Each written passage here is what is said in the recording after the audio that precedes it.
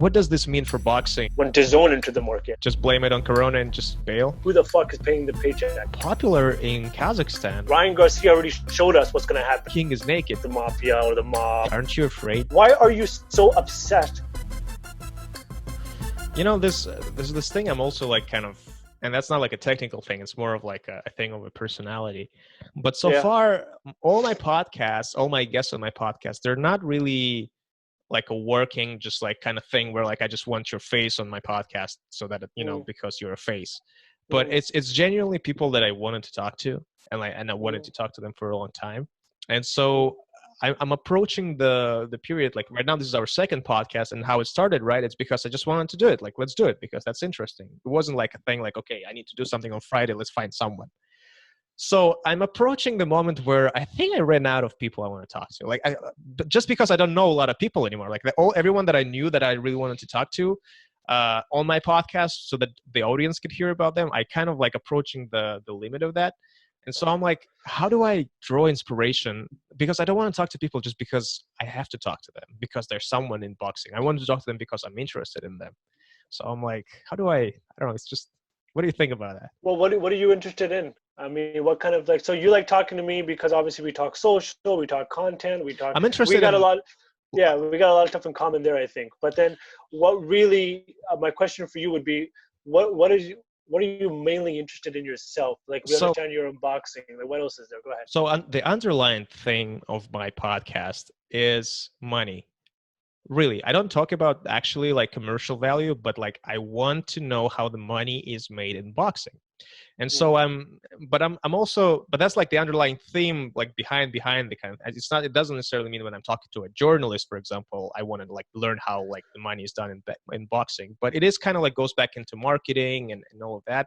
But that's like, eventually I want this podcast to be about, I don't want to say boxing in particular, but when I talk about boxing, I want to talk about the fact how the money is made in boxing. That's what really fascinates me. I mean, the actual fight fascinates me, but I'm not fascinated about, you know, trying to talk with the fighter about the fighter's personality or about like, you know, his or her. Well, I'll tell you one thing. I mean, it's because so how do I start this properly? Because I did have a documentary. Give it to me straight.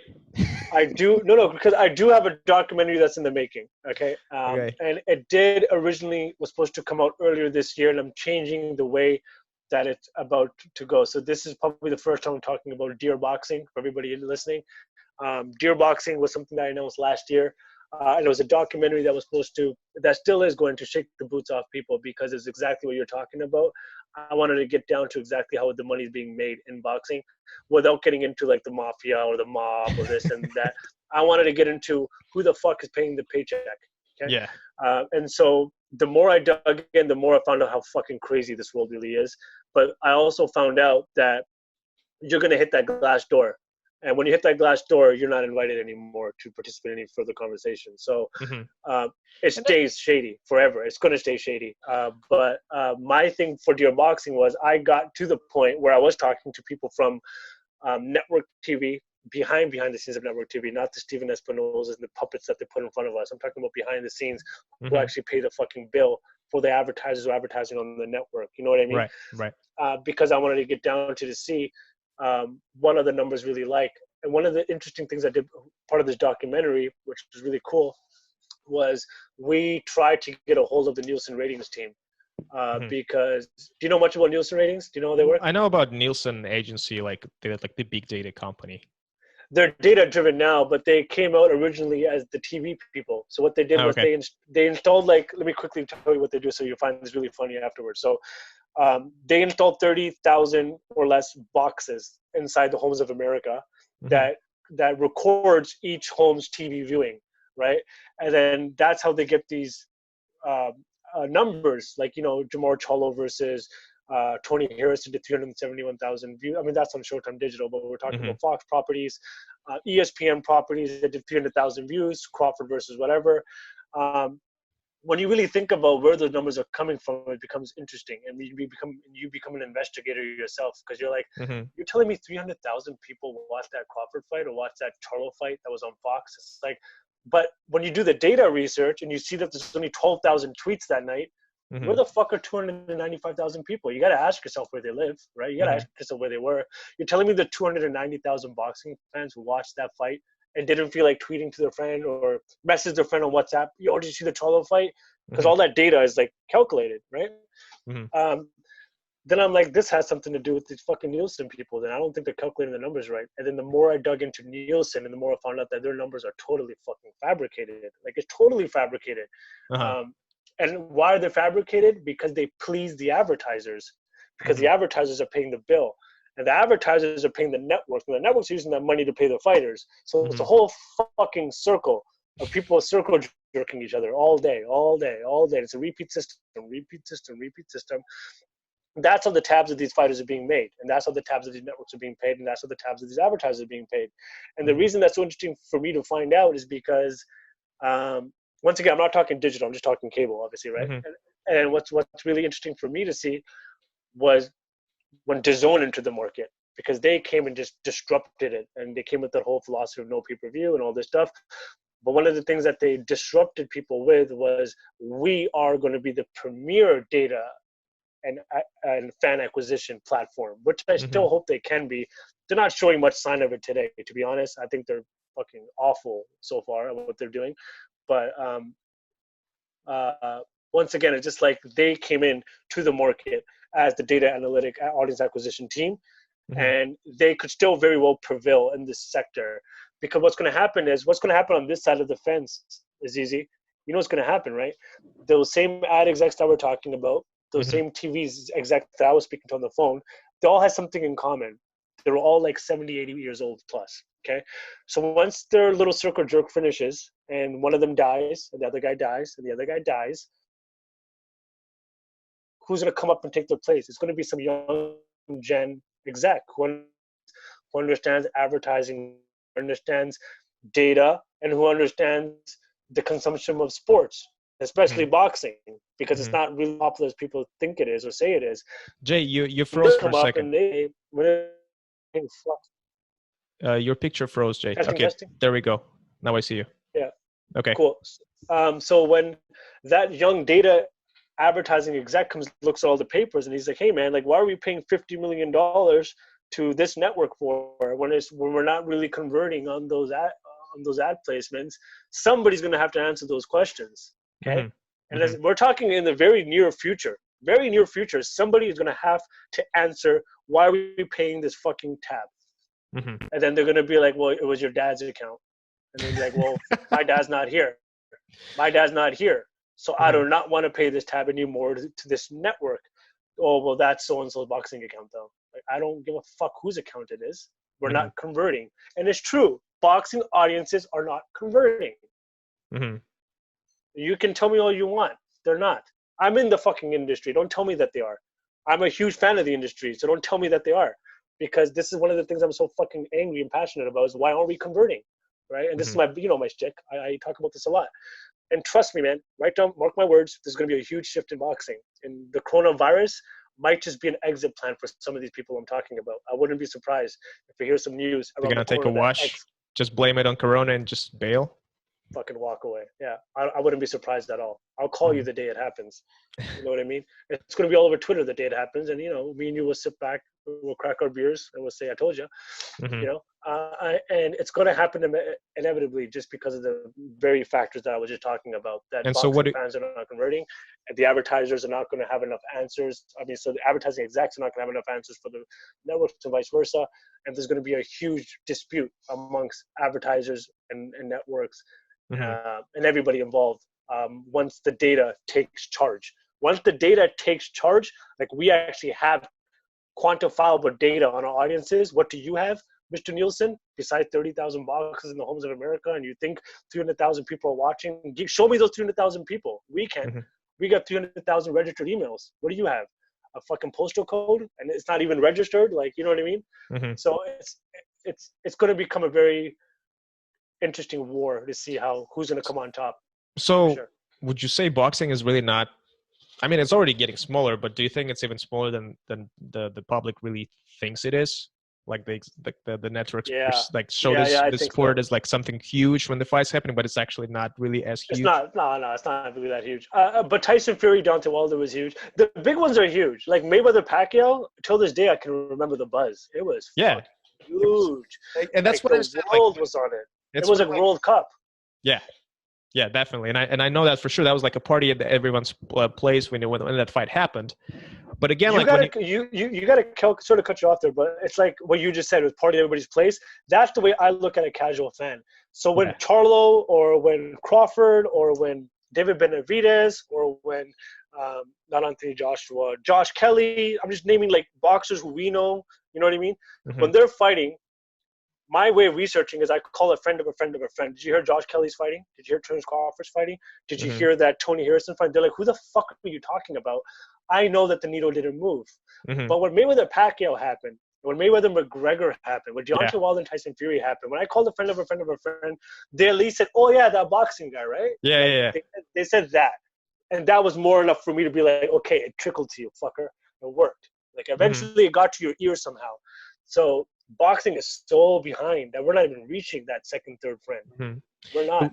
the one thing is like the example of Crawford is the one that always what I was always curious about, because the boxing media perceives like they show Crawford as this superstar, or that he's like this, pound for pound champion, and like he's so popular. But I don't know. I don't believe like Terence Crawford or Errol Spence.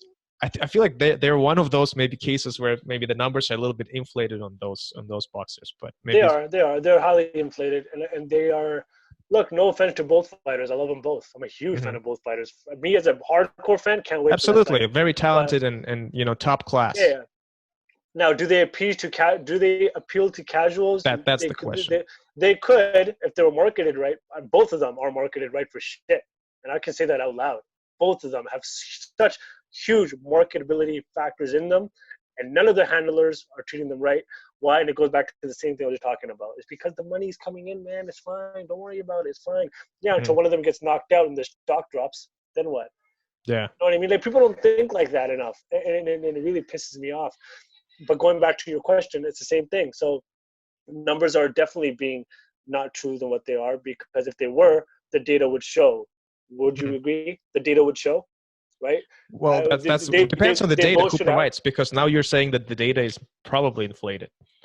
No, I'm talking about the TV numbers, not the social side. The Okay. social side. What do you mean? Did you mean social side being inflated? Because I could talk about that as well. No, no. If you're talking like the cable data and all of that, if we Yeah, do. I'm just talking about the numbers. The Okay. numbers, like 300,000 people watched it, 500,000 people watched his last fight. hmm They were talking about Terence Crawford had like it was like a million number. Do you remember that tweet that came up by Top Rank recently? It was a No, really I would be cool very number. surprised if million of what. Something million something. I Okay. forgot, and Okay. we could look at that afterwards after the call. But I remember it was a really cool number, and I was like, wow, really? But then I go to your Instagram, he has like 500,000 followers. So it's like, don't tell me that then, because hmm people, when you look at an NBA game, okay, and you look at that fucking number of people watching it, then go to the player's Instagram account, you'll hmm see it makes sense. hmm Every NBA player has 4 or 5 million minimum followers. hmm Each one of them has at least on the shittiest posts 1,000 comments. hmm Okay, and like our fucking WBC champion gets like 500 comments. Okay, for hmm like the night that he wins, you know. hmm Uh, well, not that. That's over exaggerating. He gets 1,000 or whatever, but that's just not even comparable to like uh, one of the starting five of any NBA team gets more than any champion in boxing. Right. Now, of course, people are going to look at this and say, well, why do you care so much about followers? Why do you care so much about this and that? It's because we're moving into a world that's going to matter, idiot. We're moving hmm into a world very slowly. Ryan Garcia already showed us what's going to happen. He renegotiated his entire contract based on his social media numbers, hmm right? So it's like, do you not understand the world that we're going into now? Like, forget about your top five now. They're gone in 5 years. What's going to happen next is the next generation is coming up, and all of them are going to start competing for audience acquisition. They're going to be held accountable almost for how much are they bringing to the table. Watch, people are hmm going to start uh, telling fighters like, well, what are you bringing to the table? How many followers do you have? Right? How Right. many fans do you have? How many people can subscribe to your next fight?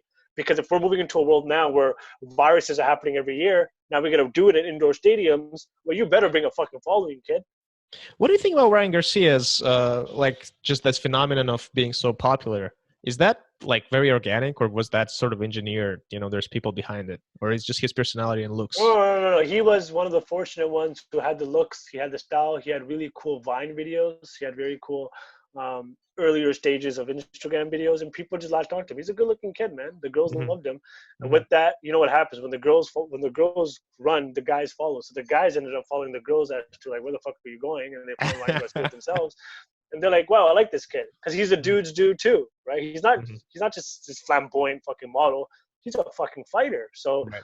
even the guys are like, damn, I like this kid. So now He's he's getting getting ready very to. like it's funny, but he's popular in Kazakhstan and he's popular in Oh, Russia. is he? That's wicked, Yeah, man. but like not for like his looks, obviously, but like my hardcore friends who are just like those brutal guys, they're just like following him because he's like this future champion, and they're like, so Oh, nice. Yeah. it's interesting. Like he's getting everyone, and I mean, I'm not surprised that he's like, all right, let's renegotiate our contract because this does not make sense. Yeah, because and Oscar said in an interview, he was like, "Oh yeah, well Ryan Garcia's fans aren't converting," and then he sells out 11,000 people in his last fight. You got to give it time. Building is not overnight, man. And Oscar Right. knows that. I don't know why he even said that in the press release. It takes time. Now watch Hmm. this kid. He's gonna keep winning, and those stadiums are gonna get bigger, bigger, Hmm. and bigger each time. And it definitely helps that he's so involved with the YouTube community. He's so involved with like getting his hands really on like certain social media initiatives from different creators, not just boxers. You Hmm. know what I mean? He's going to be the epitome of a superstar, and I Hmm. think he's already on his way for sure. With all these things that you just said, which were very kind of edgy and I would say even controversial, how are you like? Why did you decide to say about this out loud? Like, aren't you afraid that I don't know that it will cut you off from the industry? That you will lose your access, you will lose your connections because they would not want to associate with someone who talks so candidly about things that usually not discussed.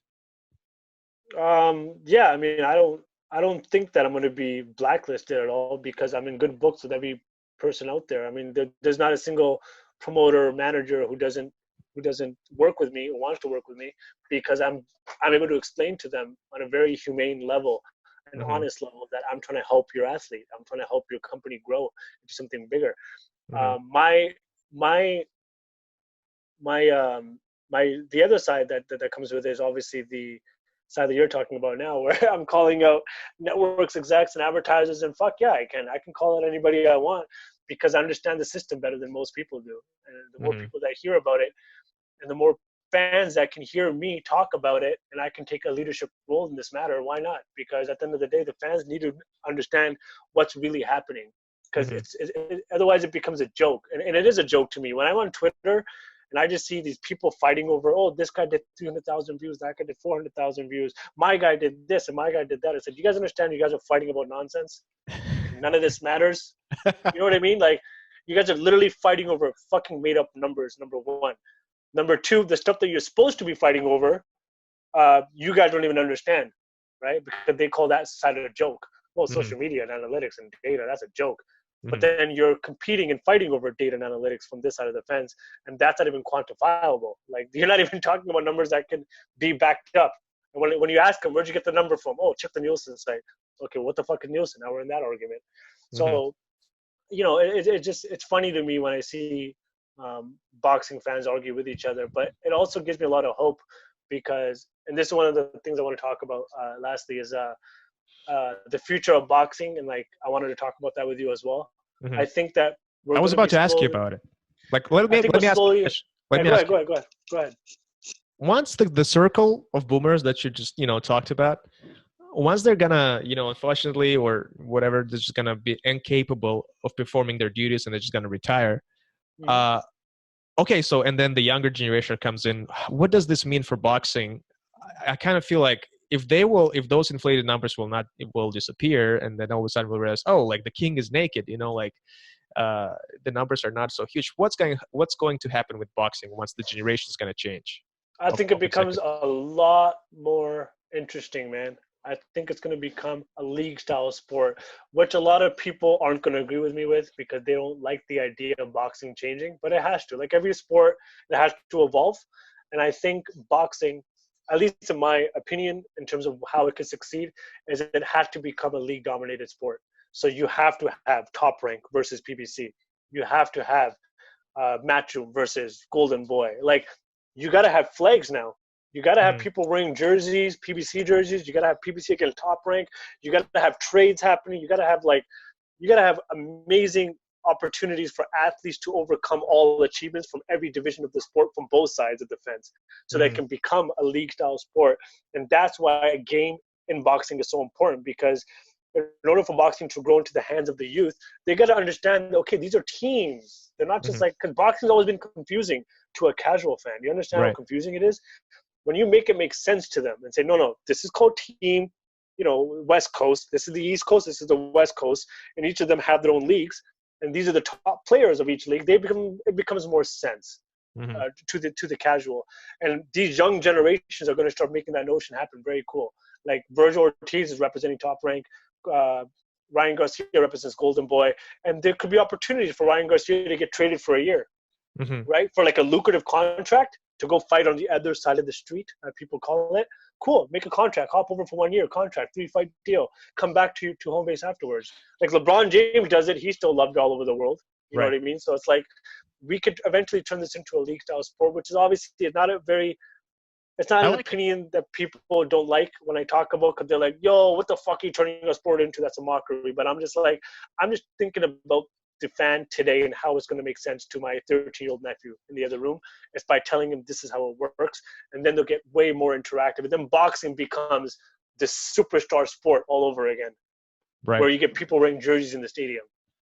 I completely support that. I honestly, I don't understand how this is still happening. I feel like boxing is it is not counted as a legitimate sport in the world of sports industry, just because of the reason why there's no league, there's no regulation. It's only like based on promoters and making like it's a one-time event kind of thing. But I like the team mentality. I think it engages the fans on the more like a long term. They like following they have their rosters. They can do the freaking, how do you say it, the online I don't do it, but like the online polls and online competition and contests and stuff like that. Yeah. So all of that, just following the fantasy teams. What's your fantasy team? Fantasy teams, exactly. Yeah. Exactly. So I'm completely for it. Do you feel like, and that sounds great, but I mean, do you hear anything like this? Do people discuss this at all? Is this like going to it, or we're just kind of fantasizing? No, I mean, it's already there. Like when you talk to like a promoter or like a network, they already have that attitude, and they know it's us against the world. PBC is very, very vocal about that we are a family, and nobody comes in, nobody goes out. Like and I respect that about them, right? When they made that Fox deal happen with PBC, I was like one of the first people like, oh man, that's amazing. Like they found a home for their show. It's a show that they're running. They found a new home. Cool. Like PBC stays on Fox. Top Rank should go on ESPN, and they should compete. Like this should be very open. And I don't know why that there's egos involved. Why is it such a big thing for Bob Arum or Taktala Heyman? Like it shouldn't be. It should just be very open. Cool. You're a top guy versus my top guy next month. Cool.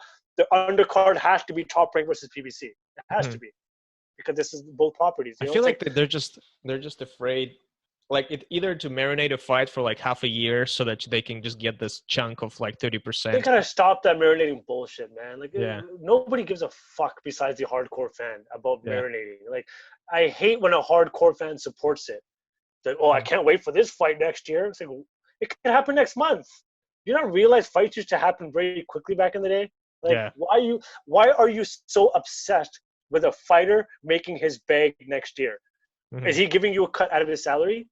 Are you part of his investor fucking table? Like I don't understand what your investment is with the fighter. Why do you want him to fight your other favorite fighter next year when they're both old? Because they both can make money more? What does that have to do with you? You're a fan. Yeah, that's a phenomenon. Stay a fan, and the fight can happen next month if you push for it. But it's gonna take. This is what I'm saying. It's gonna take the current top 10 fighters to just disappear first. Right? Because when they disappear, the current state of boxing disappears with them, because they're just going to follow them out of the woodwork. As then the new boys come in, and these new boys are bringing in these new fan bases who are just going to be like, "What's boxing? What's boxing? What is this about? How does this work?" And they got to create that notion that this is how it works. It's Team A against Team B, And it should be, once again, all the stuff that I talked about before. And you brought up a lot of good points with fantasy, online fantasy leagues, and betting will become a lot more interesting, man. Mm-hmm. And betting is, you got to remember, the betting is the biggest engine behind every sport, the betting aspect. That's something that I realized just recently, that betting is its own beast that actually influences the sport so much. Yeah, it does, bro. And then comes the video game. And then comes, you'll see the sport expand, and it'll become automatically just kind of dive deep into the 21st century, and we'll get those celebrities back at our boxing fights. We'll get the halftime shows during fights. We'll get everything, bro. And it could happen. It could really happen. It could really grow. And every athlete is going to start coming out of these college camps, which are just going to be like the showbox cards. You know what I mean? Yeah. Like those miniature shows. Those would be like our NCAA system in boxing, I think. And it could work. And I think some sort of a version of a draft, that would be cool too. What about Mike Tyson? Have you seen this? Just wanted to quickly bring this up. It's completely out of point, but have you seen that Mike Tyson video? Yeah. 10 seconds. Of course. Okay, first of all, beautiful, the beast. It's so cool to see that he still can perform. You can it's kind of like it's a beautiful sort of a dance of Tyson. No one does it. No one can do those kind of moves, and that he still can show this to us. It's pretty cool. But have you seen how quickly all the social media just stole that content and just they post it all over the place? It's just no boxer ever goes viral like Tyson. I was just gonna say, bro, the amount of people that were tweeting it, outside the boxing realm, outside of ESPN, Blue Chip, there was a bunch of just random media who were just tweeting about it. I saw on my timeline, because you know me, I'm a big geek. I want to see who's tweeting about it. I saw so many amazing companies from the Southeast, Australia, New Zealand. I saw South Africa. I saw a bunch of people just tweeting, and I was like, nobody goes viral like Tyson, dude. And That's will sell. Crazy. He will sell half a million audience pay-per-view by himself. 100%. I know. Right now, he's talking about the exhibition for round fights, right? So his exhibition, if it was on pay-per-view, will sell 500,000. 100%. His exhibition on pay-per-view, yeah. Well, why were some people so against this? I read some tweets of people saying I would not buy Mike Tyson's pay-per-view. I don't know. I really have no reason to believe unless. Did you see those tweets though? People were just against it, and I don't know if they were against it because they thought that his health was going to be at risk, or they just were I wouldn't pay for it because I'm not a fan. I mean, I don't understand where they were coming from. Yeah, let's be honest. Mike Tyson is the last mega superstar of boxing in the Yes. I don't know who's next after Tyson. I don't. It's not Joshua. It's not Klitschko. It's not Wilder. I don't. Maybe Canelo, but Canelo is not really we discussed it on my previous podcast. Yeah, he's a huge, biggest superstar, but he's not transcendent American superstar. He's just in the boxing. He's a superstar. No, he's big. Yeah, he's big in Mexico. Right, but again, but he's not big in America, in Kazakhstan, unless you're No. But Tyson in Kazakhstan, he's the hero. He's still. Tyson in Pakistan, man, same thing. In Pakistan, they only know two faces. They know Muhammad Ali, they know Mike Tyson, and as of recently, they probably know Amir Khan as well because he's done a lot of charity work there. So, but nothing caps Muhammad Ali or Tyson. Those two words are forever going to be dented in sports. And the fact that Tyson, which, by the way, is still pretty young, and he was taking care of himself better, he would actually be even more amazing, crazy, amazing athlete. But right now at 53, considering everything that he went through, he can still pull out those moves, and he looks pretty good. I thought he's more fatter, but I looked at his physique just recently. He posted a picture. He's really lean. He's all buffed up and a couple workouts and all. I think he could take care of business. I think he could. I think especially he shouldn't go against a top contender, obviously, but if he goes against a top 20, right, somebody who's still undefeated or whatever, he'll come and kick his fucking ass. Oh yeah. No, okay. Let's scale down. I don't think he's going to fight a contender or anything. He's going to fight some exhibition. Maybe he'll do someone, I don't know, let's say Klitschko or something, or whatever, someone who's not active. But yeah, theoretically, it's just not smart to do it, I think, for him to fight an active fighter. But theoretically, yeah, I think he's easily can be in top 10. It's possible. It's possible if he actually. I think so too. With those, you can never underestimate a guy with that kind of mentality. He just needs to he says it in his interviews. He's I never want to turn that side to my brain on, because he's Yeah. like, if I do, I'm a fucking animal. And like when he said that, I'm just like, I believe it. Like if he turns it on, it's fucking over. Like it's over for anybody. And I think he knows that, which is why he keeps that animal just like hidden deep inside him. But Mm-hmm. if somebody, and it's not money that's going to motivate him. Like no amount of money is going to motivate this guy to bring the animal. It has to be something out of sheer fucking like, Mm-hmm. he wants to do this now. You know, like he's ready to unleash it. It has to come from that. So, do you think he's gonna come back for an exhibition? Excuse me. For an exhibition fight, or it was just like because he was kind of promoting the Bad Boys for Life movie, which is kind of weird. He just kind of dropped it like I'm a bad boy, like I don't know if that was a paid. I was wondering. I'm like, is this a paid post? But it wasn't, because he wouldn't have hashtag Will Smith. He would have added Will Smith, and it would have been done differently from a PR. Yeah, it was like a weird kind of like, okay. It was a weird hashtag Will Smith, Bad Boys for Life. Like I think he just didn't even know that he was writing that. And he just tweeted it. Maybe he just liked the movie. Like that's also possible. He just liked it. I think he tweeted it. I think he tweeted it. Yeah, for sure. I don't think it was like a PR move or nothing. Yeah. So I think genuinely he wants to do this, because he did say earlier that he would be open to fighting exhibitions for charity. I'd like to see that. Oh, for charity? Because I was thinking maybe he just wants to get some cash, which he'll probably grab. Oh no, he was really open about it. Yeah. I read an article. He said it was just for charity. Yeah, he wouldn't mind doing it. Yeah. That's pretty cool. Yeah, Tyson is really, because I read his book, The Undisputed Truth, and it was the most disturbing book I ever read in my life. Like because it's funny. It's not just about his life. It's about his life, the way he talks. Like he kind of, it's like listening to him talking to you about his life and to all the crazy things that went down in his kind of slang, like everything he says. The book is written with his vernacular, with his vocabulary. So it's just like you're reading this like, oh my God, this is disturbing. That's cool. But yeah, but now seeing Tyson reinventing himself into his business of the marijuana business, and then the podcasting, and he's being also nice and sweet. Which, by the way, I'm not really completely buying that he's nice and sweet. I know that he's really trying. I know that he's really working on it. But I know like he's still can be off the rails sometimes. But yeah, it's interesting. And then like honestly, I thought he's like 63 or something, but he's only 53. That's what I'm saying. If he actually would actually. Oh yeah, he's young. Yeah, he's 53, man. Yeah, he's good. He's good to go. He has one fight that he could possibly break records with. His opening fight. I wouldn't want him to continue though, because that would the notoriety would get very, played out. If he was to continue, I think the sentimental value of Mike Tyson coming back. You know what? One fight.